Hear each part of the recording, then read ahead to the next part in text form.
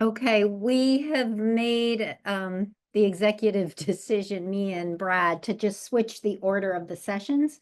And so we're going to go ahead and do the consortium overview now. Okay, so Brad, are you on? Ah, I just, there we He's there. go. Okay, Yeah, great. I was not allowed to unmute or turn on my. Okay, So. okay. All right, Brad. So why don't we go ahead? All right, so we're going to jump on to session 3 and proceed with that, which is basically going to be an overview of the new progress that the consortium PKD RRC has made over the past 4 or 5 years of support for the consortium. We're going to have talks from 5 of our subcommittees, highlighting the new resources that were made, and we're going to start out with Dr. Owen Woodward, Associate Professor of Physiology at the Baltimore PKD Research Center, University of Maryland. His work is focused on understanding genetic and physiological mechanisms that lead to disease states and trying to understand possible approaches for therapeutic treatments.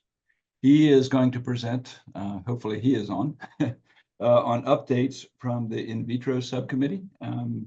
Dr. Woodward, I'm going to turn it over to you.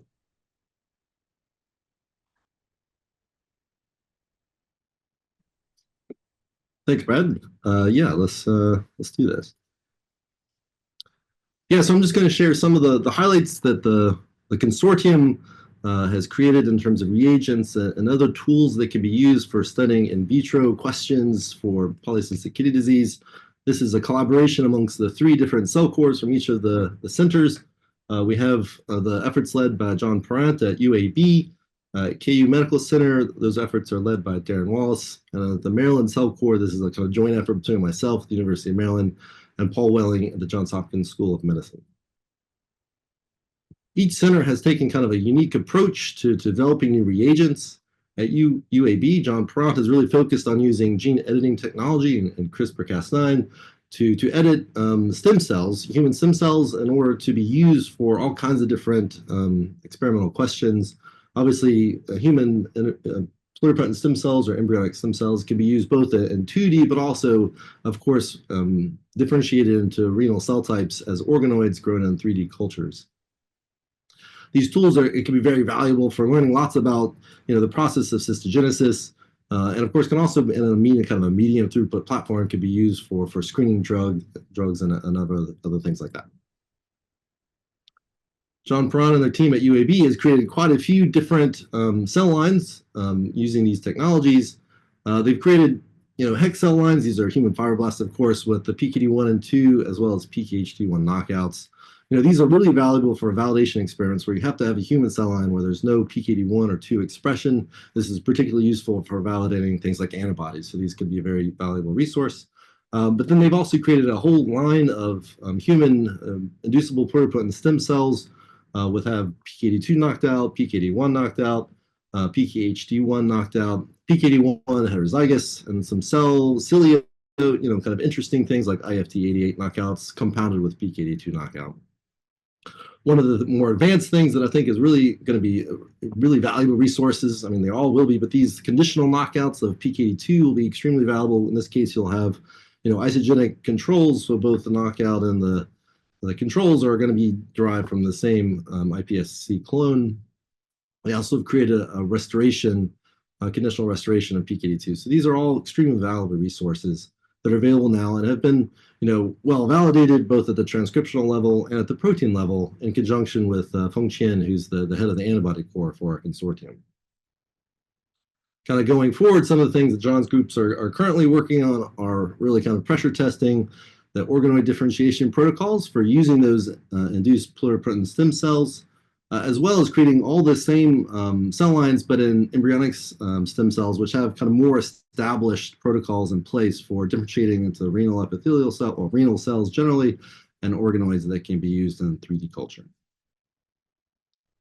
Darren Wallace and their colleagues at KU Medical Center have taken a little bit different approach. They really focused on creating reagents that are derived directly from human ADPKD kidneys. These are end-stage nephrectomized kidneys. And they've created a large biobank of 80 PKD specimens. This includes frozen and fresh tissue from cysts, as well as fixed tissue blocks and slides that are available for you guys, for the users to request. They've banked cell fluid, and I think very valuable, they've banked DNA and RNA from individual cysts. That can be a valuable resource, as well as serum and urine from AD-PKD patients. And of course, this is in addition to primary AD-PKD cells that are derived from individual cysts, as well as normal human kidney control renal epithelial cells to be used in experimentation. Darren and their group have really kind of established quite a lot of kind of functional assays that these primary cells can be used at various different formats. So at kind of the higher end in terms of throughput, they've developed really nice protocols for cell proliferation assays for use of these primary cells. They've also, for kind of functional experiments, looking at fluid and transport assay, they have nice protocols for using them in transwells to look at fluid and transport in AD-PKD primary cells. And then, of course, they have many years of experience in growing these primary cells in 3D culture, and they have wonderful protocols for looking at cyst expansion in these cystic cells. And of course, this can be used, or is it may be able to use for testing therapeutics or other kind of therapeutic approaches. Kind of going forward, one of the things they're really focusing on is translating these primary cell reagents into immortalized cells. They can be used kind of for experiments that require lower variability, right? Because they could be clonal. And so they've taken kind of two approaches to immortalizing human renal epithelial cells. They've derived normal human epithelial cells from young kidney donors, and they're immortalizing them with the temperature-sensitive SV40, as well as human telomerase hTERT. And once these efforts are successful, they will identify clones and then use gene editing to knock out the PKD1 and 2 genes. Ultimately, they hope to do the same kind of strategies to immortalize cells that are actually derived from AD-PKD cysts. So again, to provide human renal epithelial cell reagents that would be very amenable for kind of experiments that require low variability. At Maryland, we've kind of done a couple different things. One, we've taken advantage, kind of like KU, that our hospital here does quite a lot of nephrectomy transplants for PKD patients. And so we've created a biobank of resources in collaboration with our clinical core that includes cells, cyst fluid, and tissue from 21 unique AD-PKD patients. And this also includes cells that are derived from hundreds of unique cysts. So we have that resource. But one of the things that we're really focused on is, again, taking advantage of another resource we have here at Maryland, which is our animal PKD core that have quite a lot of animal models. And so we've decided to use those animal models to derive immortalized clonal renal epithelial cell lines that can be used for PKD research. So specifically using the PAX1 and 2 flox mice that have the PAX8 tenon Cree technology that they were crossed with the Immorta mouse to give them the temperature-sensitive SV40. We've created from tissues from these animals 28 different clonal immortalized cell lines. And we have 7 PKD2s, 12 PKD1s, and 9 that have been derived from yet another cassette that was inserted, and that includes the reporter gene, the NTMG. So you know with some certainty which cells are expressing the Cree that correlates quite well with the loss of the polycystin expression. All those clones are sometimes hard to manage, and so we've spent a lot of time identifying clones that kind of display all the characteristics you'd want from many of the kind of classic in vitro studies. And so we've done kind of deep phenotyping on a number of these clones. I've just presented 3 examples here, one of kind of each of the flavors. Our top PKD2 clone, it's a medullary clone number 125, which has been published multiple times now. But we just characterize its ability to kind of grow as, and look like epithelial cells, its ability to grow in 3D culture, what markers it presents, what happens to things like transepithelial resistance when you knock it out. And of course, all of them have been validated with the help of Feng Chen and our antibody core to make sure that the doxycycline treatment really does result in knockdown or knockout of the protein. We have, again, for our PKD1, we've done similar things. We've also tested things like their ability to acidify the media as another kind of assay that our users might be wanting. One of the things that our users really do always request is their ability to grow these cell lines in 3D culture. And so we've kind of gone to kind of extensive links to screen all of our clones under many different 3D culture conditions to find the conditions and the clones that produce the most reproducible phenotypes that, or most robust, from every time you do it, you get very similar results. And our favorite clone is medulla clone 313 that under kind of controlled conditions produce these really nice kind of branched complex, what we call tubuloids. These same cells, if treated with doxycycline before plating into 3D culture, instead produce these giant kind of spheroid structures that are quite obviously different morphologically than the controls. We've also kind of come up with different protocols for quantifying these based on maybe scientific need. So we've come up with some very easy protocols for tracking structures and measuring size and circularity that might be really amenable to people interested in specific cell biology questions of cyst progression or cyst formation. You may want to track certain protein expression through time and correlate it with a certain size, and so something like this would be very useful. And of course, there's also, many people are more interested in kind of like a population level, what's happening to the entire population of structures. Are they becoming more or less cystic? They're testing a specific therapeutic, for instance. And so we've come up with some easy macro plugins that you can use for NIH Image and Fiji to easily kind of semi-automate the quantification and volume and circularity of structures in 3D culture that makes it a very quantifiable assay that's quite amenable to therapeutic testing, for instance. And so these are just some of the cool things that we've been working on, and again are available right now for your use from our cell culture course. Thank you very much. Thank you, Aaron. We have another little change in the schedule here. We're going to move on to which should be the third speaker, which is going to be Dr. C.J. Haycraft, who's a senior scientist in the Department of Cell Development and Integrated Biology here at UAB. She is leading the effort on the in vivo subcommittee, in vivo models and resources subcommittee. CJ, I'm going to turn it over to you.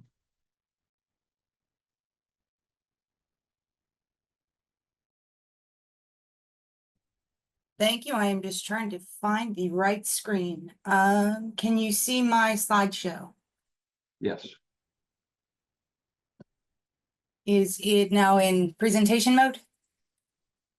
Not on my screen yet, but nope. All right, let's see. I have to get the menu back.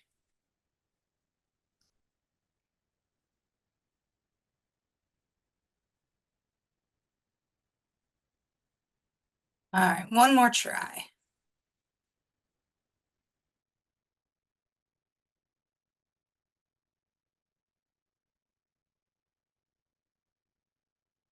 You see it now? Yeah, looks good. Okay, thank you. 3 monitors is a little confusing some days. Thank you all for joining us for the symposium. And I just want to give you an update and tell you about what we've been doing for the last 4.5, almost 5 years over the funding period at the RRC, as in terms of making in vivo models and the availability of those. All of the things I'm going to tell you about are actually a joint effort of all 3 of the campuses that are involved in the RRC.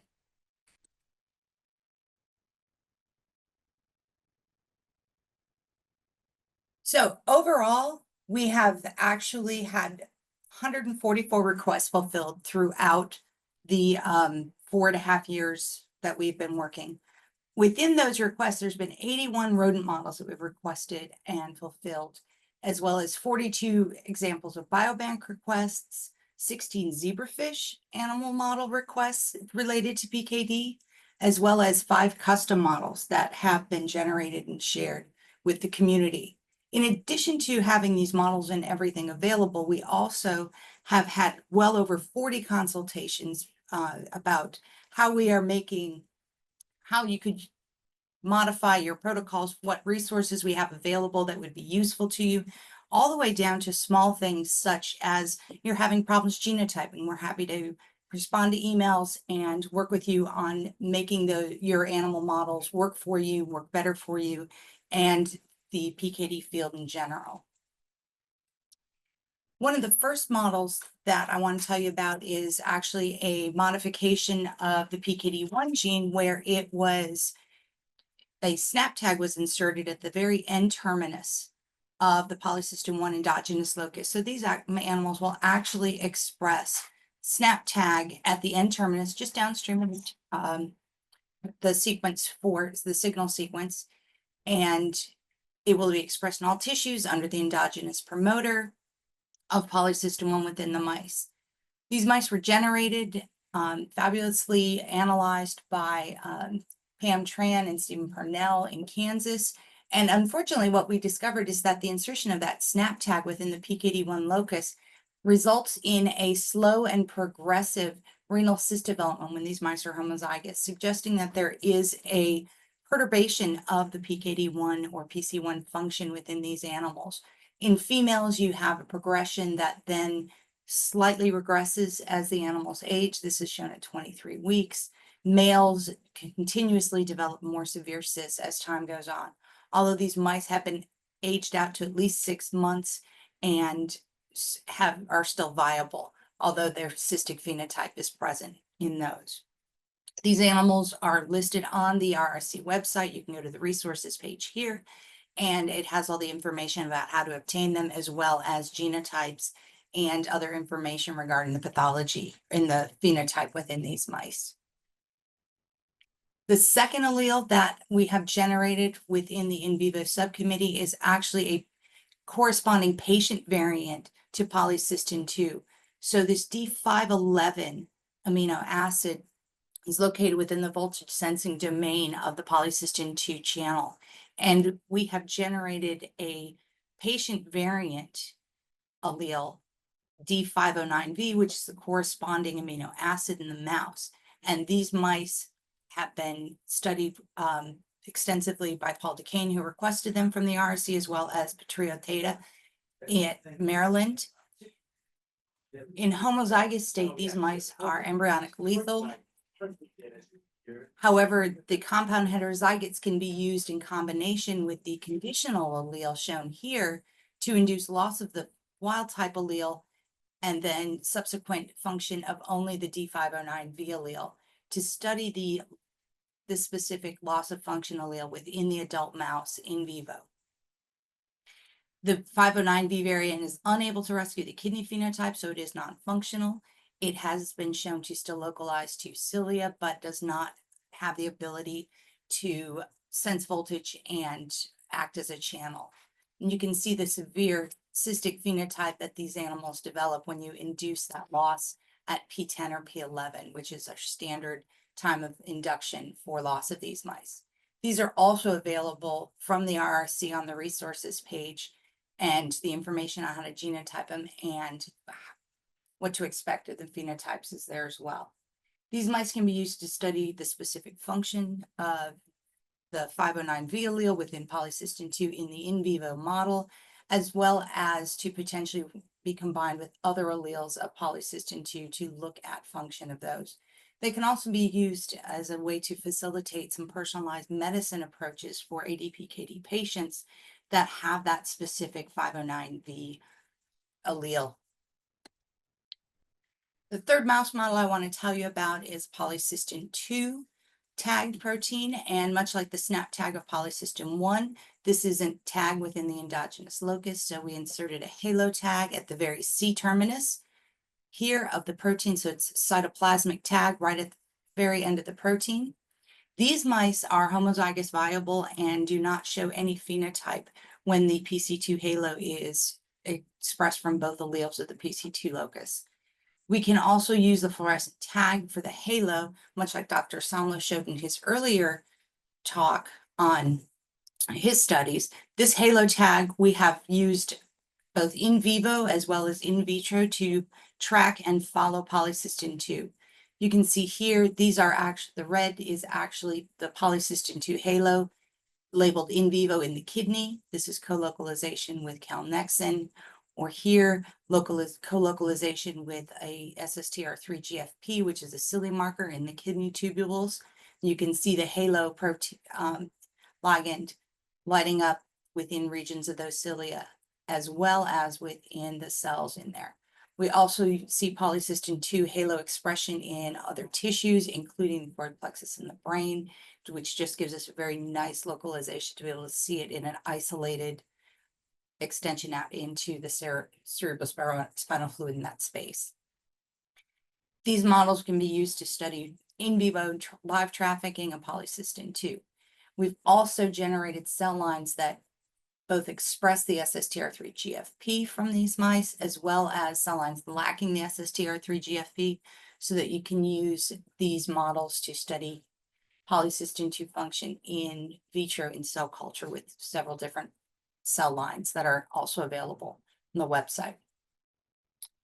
The final thing I want to talk to you about is our biobank, which is one of the major goals that we have been working on. And its main purpose is to provide investigators with a way to access biospecimens from the animal models and kidney tissue, urine, plasma that have been collected and generated using defined methods.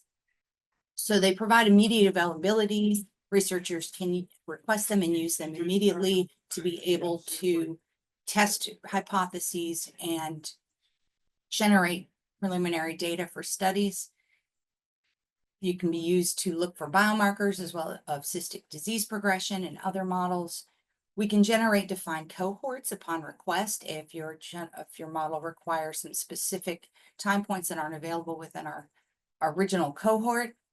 And one of the benefits of these is that you can use them. We use standardized protocols when we're doing all this generation with both induction time as well as isolation and all of the methods to generate these, so that it is easier to compare cross studies and with previous publications and provide a rigorous way and a reproducibility of the results within that. And with that, I'm going to let you go. All of these resources are available on the website. We encourage you to go to the RRC resources website and see what we have available. There's also a lot of information on other models that have been used in PKD research for quite some time on that website. And I thank you for your time. Thank you, CJ. The next person who will be presenting is Feng Chen, and he leads our antibody and vector core. So Feng, are you on? Yes, I'm on. Okay. Hi, Feng. Okay. Okay, let me go to the share. Here we go. Okay, could you see it and hear me? Perfect. Okay, all right. Okay, the molecular subcommittee is really a combination of three sites, UMB, Kansas, and UAB. So I'm the chair, and the co-chair is Robin Mazur. And most of the study the results I'm going to show you is really conducted at Maryland in my lab in collaboration mostly with the cell model and clinical model of Maryland. Okay, so the molecular core is really the nation's primary resource for providing and developing new antibody and vectors of PKD proteins, and in combination with a technical service. So in the past 15 years, we have done so, but in the previous 5 years of the funding period, we have issued over 175 shipments to diverse investigators worldwide, and along with the technical service. And this effort has contributed to a total of 16 publications in that time period. So here is just a diagram showing you the antibodies we have been sharing. Yeah, these are the name of the antibodies. Yeah, and in the last 5 years, yeah, we have actually created or generated new monoclonal PC2 antibodies online. But what I'm really going to say to you is that we have also developed a new set of antibody targeting polycystin-1. As you heard from previous speaker, particularly from Somlo, that this antibody is tough to make because they have cleavage and low expression level and so on. So we've focused on developing new, novel, innovative antibodies. And what's new? How do we need to do that? So we have two things. We have generated rabbit monoclonal antibodies. Why rabbit? Because rabbit have high affinity and specificity in the antibody. And why monoclonal? Because monoclonal allow us to do antibody which is renewable and consistent. The second new approach we have been doing is using a novel antigen.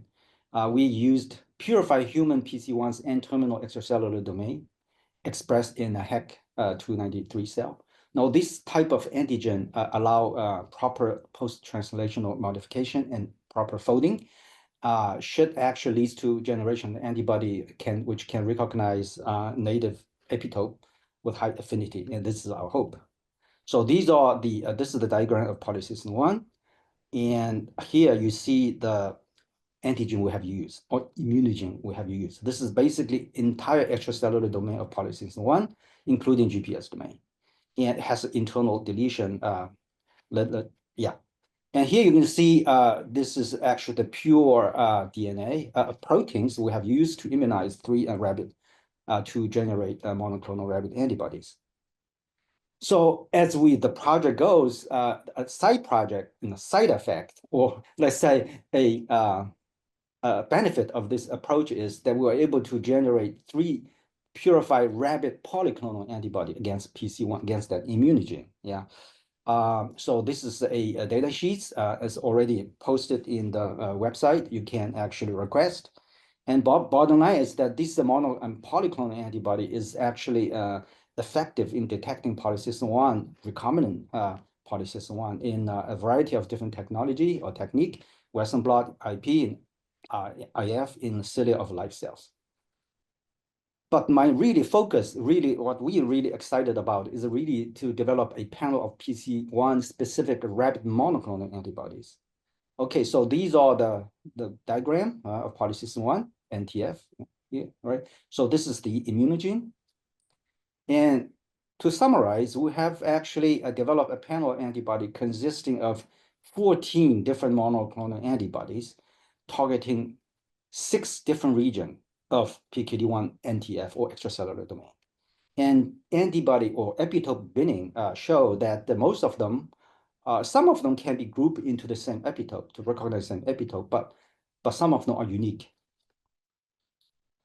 And the 3 of them, which we like the most, is already posted, and you can actually request them. Yeah.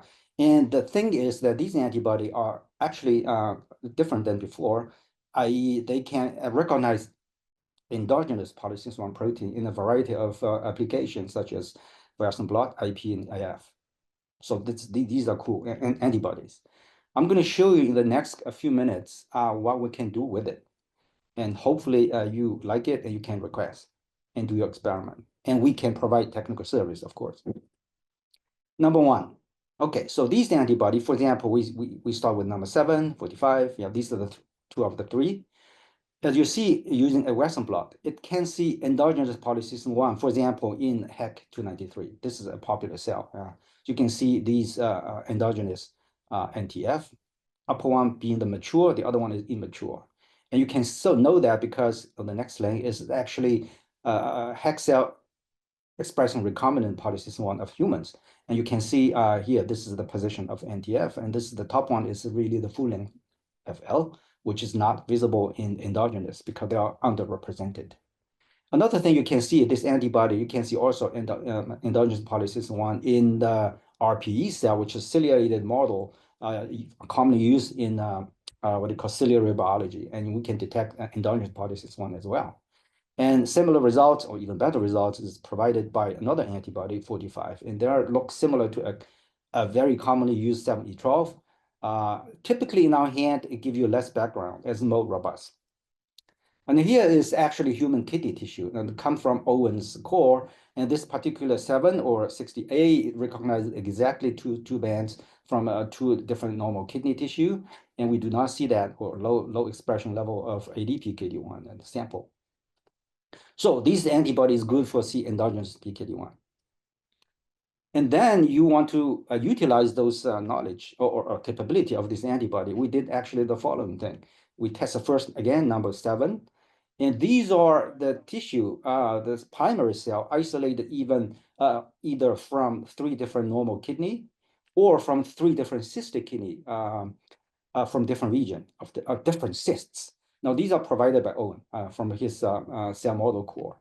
Okay, so let's see. Number 7, you can detect in all the normal primary cell, you can see 2 NTF bands as you saw before. Great, yeah. But look at the one of the cysts, from one patient, you see only the lower one, lower band, suggesting that in this particular kidney, the processing or the modification is affected. And another kidney, you don't see anything. Yeah. So look, number 7 is really upstream, a little bit downstream. So in order to show why you do not see any expression, we use basically another antibody, is more upstream. Yeah. And you see actually a band of truncation, suggesting that in this patient, 2 minutes. in this patient, we have a truncation somewhere here, a stop codon. And we can do that also with what do you call immunoprecipitation with this particular antibody, and then probe with the 7E12, which is okay. E12, let me see. Yeah, okay, which is right here. You can see exactly the same truncation in the same pattern as here. And E8 antibody, which is directed to a more C-terminal portion. Yeah, you're going to see the associated CTF as well in a pattern which is consistent with the interpretation with 7E12. Okay, so now we go to immunofluorescence in normal human PKD kidney, and it gives you a pattern which is particular in nature, punctuated in the nature. We think is a proximal tubule. However, those staining is not in all LTL specific stained portion. Only a subset of proximal tubule is actually stained.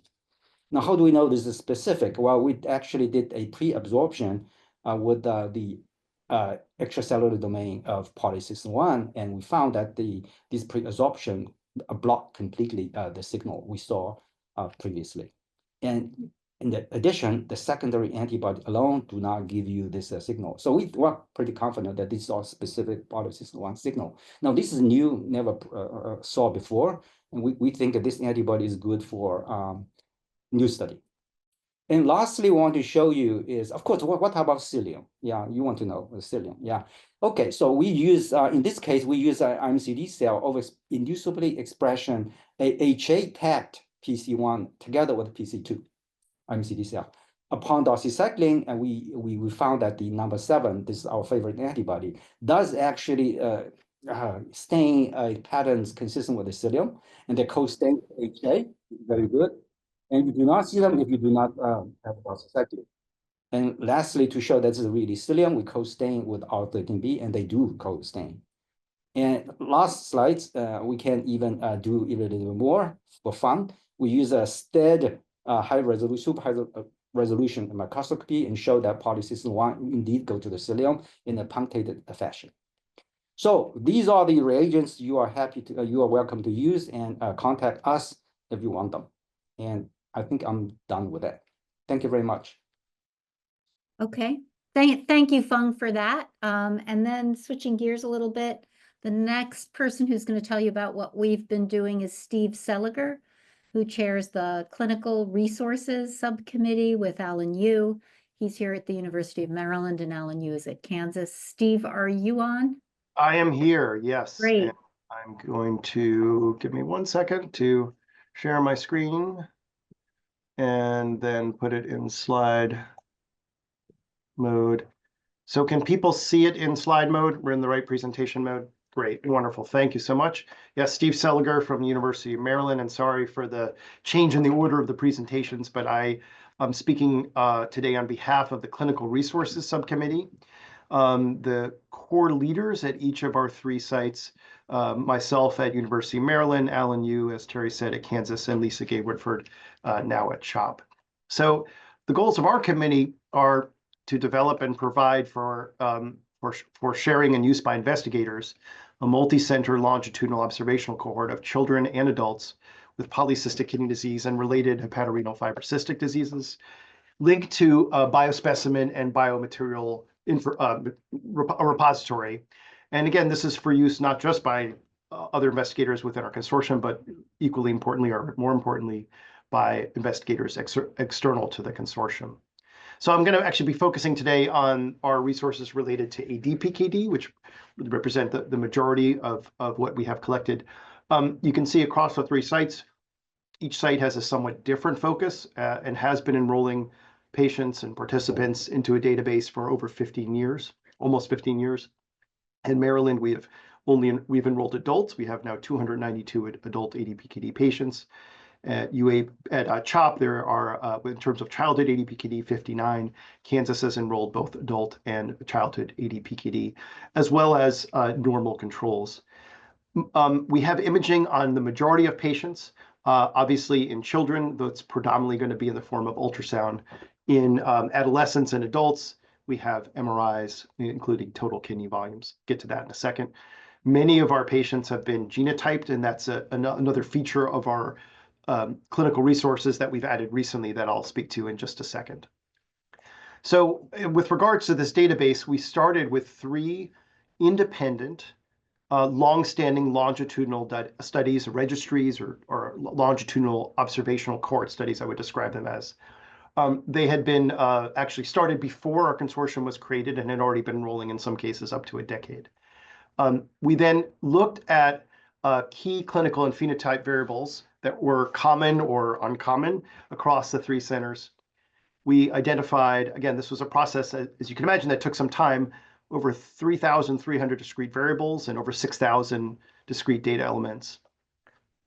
We combined these together. This was a labor-intensive process using variable mapping and sort of recoding of variables into a master joint database that is available for sharing. And this joint database, as of about 5 months ago, had 435 ADPKD patients with over 1,300 individual participant visits longitudinally, included 59 pediatric patients and 376 adults based on their age at the time that they first entered our study. And then encompasses over 600 variables with multiple clinical and phenotypic domains. And those domains are shown here graphically, things that we believe are of high relevance to investigators interested in looking at ADPKD in human patients, including both family history, demographics, kidney size from imaging.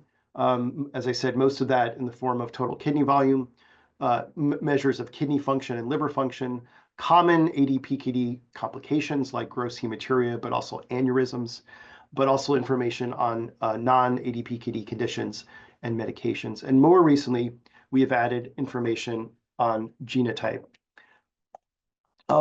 This was a snapshot of our database that we presented at most recent ASN Kidney Week, looking at both the pediatric patients in the left column and then dividing the adult patients who had completed MRI and had total kidney volumes measured, dividing them by the Mayo Imaging Risk Classification, which is an imaging-based classification where larger kidneys for age are considered at higher risk for progression or rapid progression.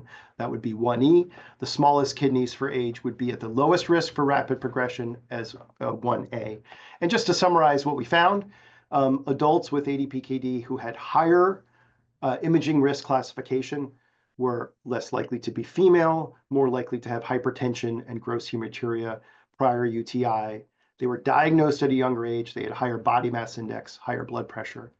Although they were younger, they had a similar GFR compared to the lower risk. And these are associations that certainly make sense and have been reported in that patients at higher risk of rapid progression have essentially a more severe phenotype of the disease. So this provided us some support for the internal validity of this large multi-center database, combining data on patients collected essentially disparately initially across different sites over a period of 15 years. So we are now have combined this data through a process of either secure file transfer or automated program interface, uploading the data from each individual site into a joint database that is housed at the Kansas University Medical Center REDCap server. Those who are in our consortium have read access to this, so they cannot add to it directly. But as you can see in the lower right column, External users who are interested in accessing some portion or all of this data can do so by through execution of a data use agreement that I'll going to speak to just about in a minute. So the process of requesting this data is all handled through our PKD RRC website, through the clinical resources pages.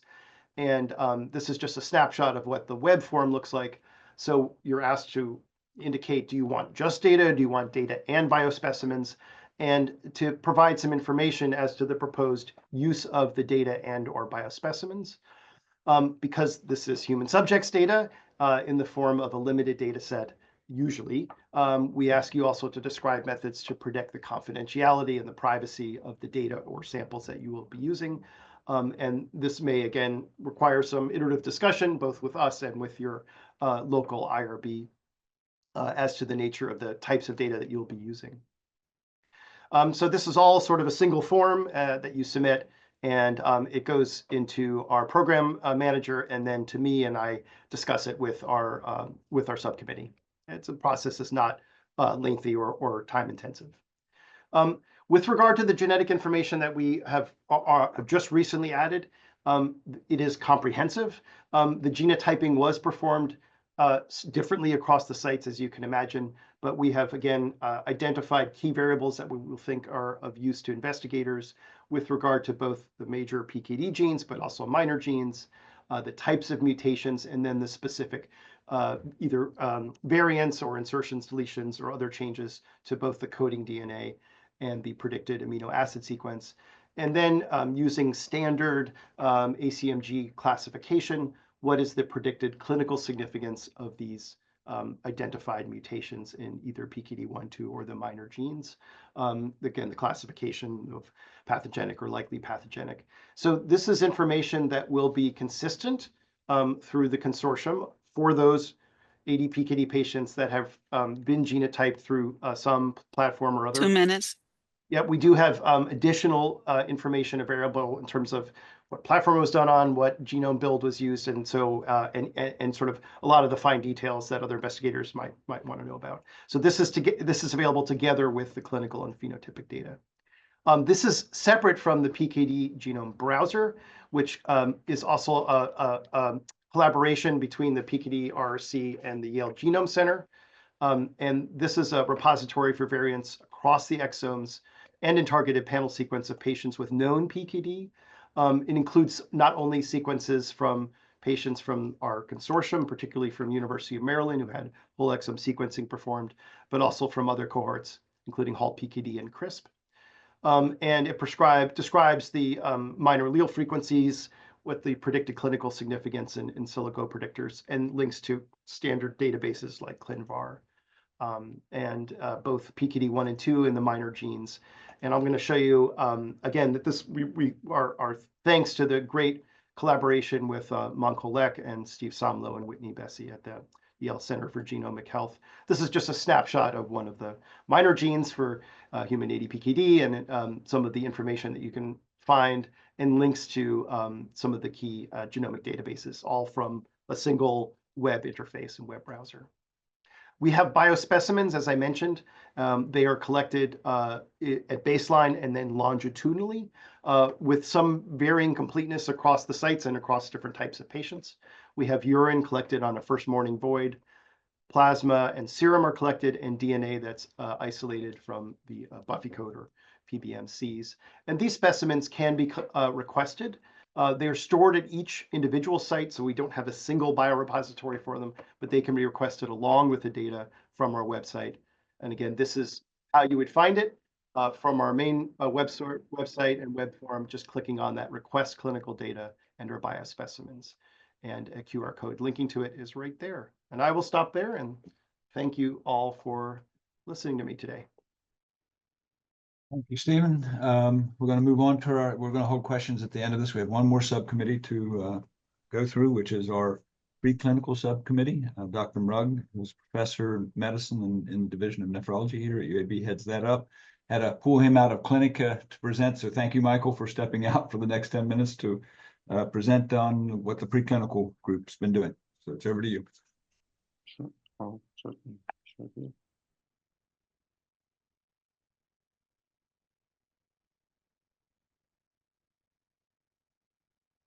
Right, can you see it? All good. Okay, good. So I would like to thank the organizers for allowing me to present here on behalf of the preclinical assessment core group. It was established 2 years ago by investigators from KUMC, University of Maryland, and UAB. In particular, I would like to highlight, major contributors: Darren Wallace, Feng Chen, Patricia Auteda, Terry, Courtney Hercraft, and Brad.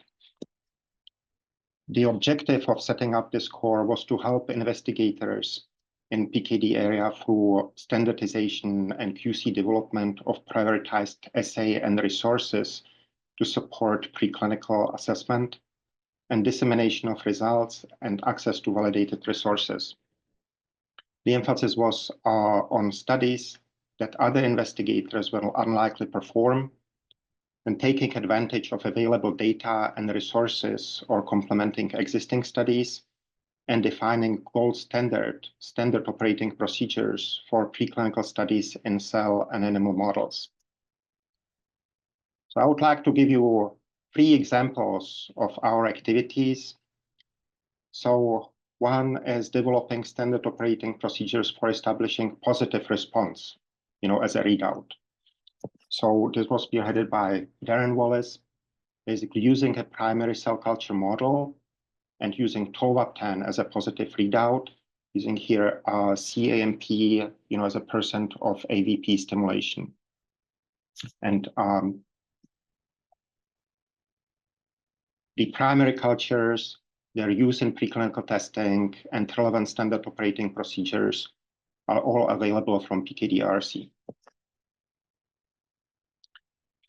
Another area, that we tried to explore was to characterize stability of renal cystic phenotypes across outbred genetic backgrounds.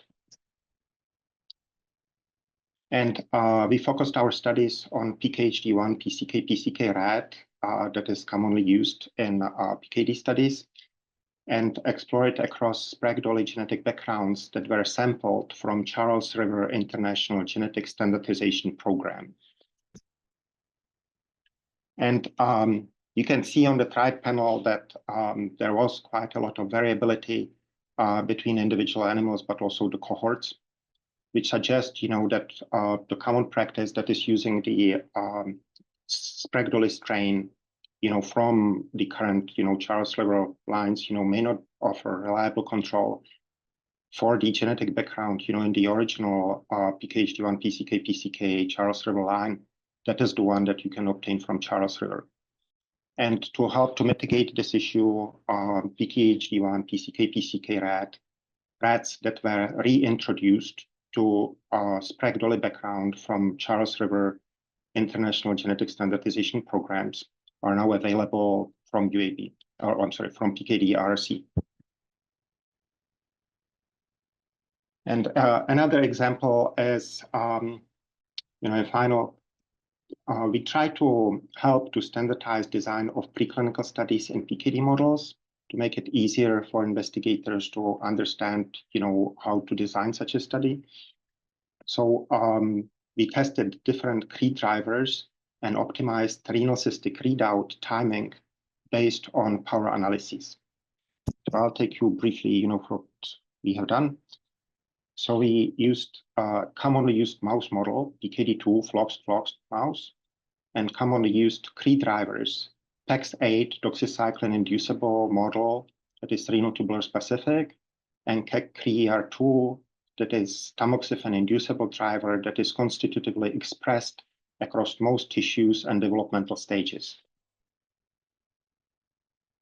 These PKD mouse lines and their use in preclinical testing are available from PKD RRC.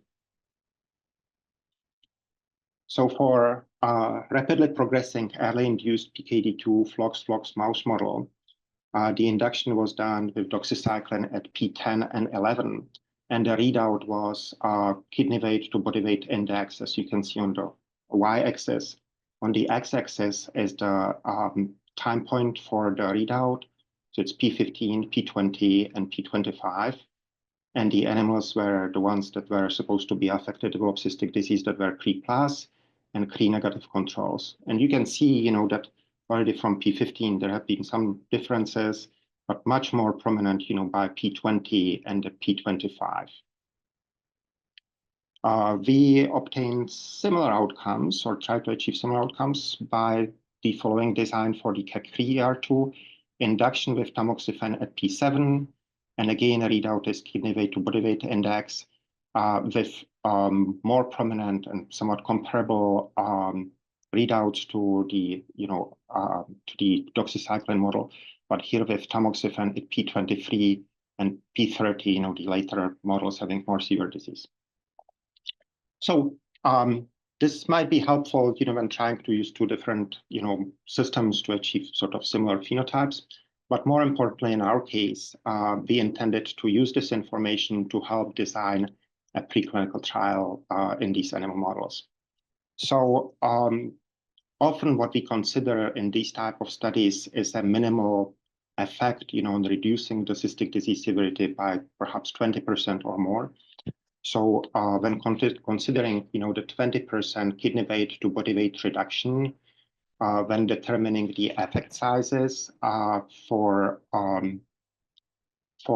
these data, they are large for the doxycycline induction at P20 and P25, and for tamoxifen induction for P23 and P30.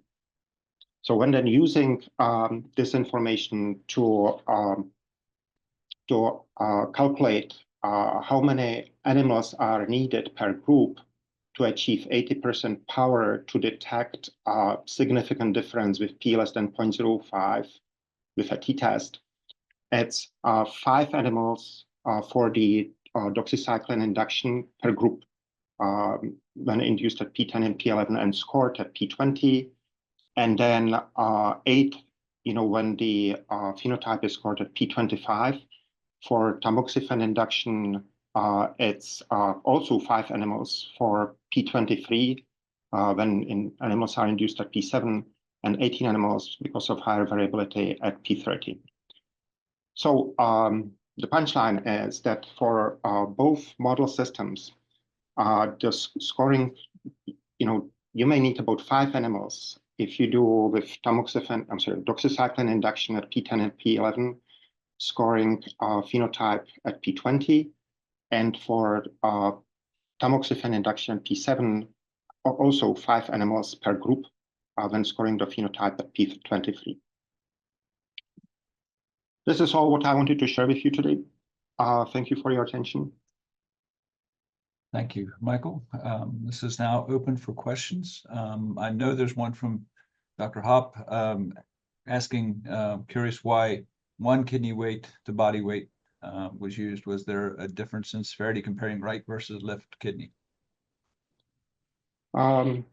No, they were not substantial differences, and it was used for practical reasons when you need 1 kidney to store quickly and not to delay freezing it, or processing it.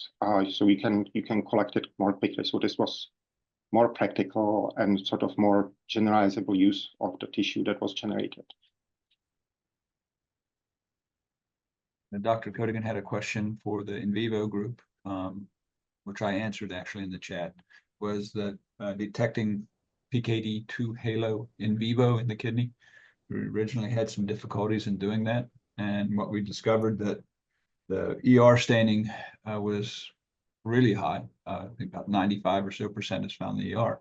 But to see it in the cilia and the kidney in vivo, you have to actually have the tubules oriented such that you can see into the lumen.